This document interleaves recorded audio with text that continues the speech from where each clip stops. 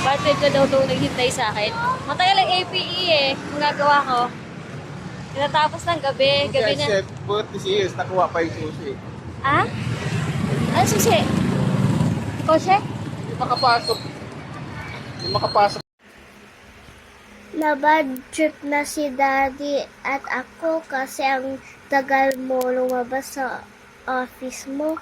Eh syempre, ang tagal ng doktor eh. Nakapila kami sa APE. Ang tagal-tagal. Dapat you cut in line.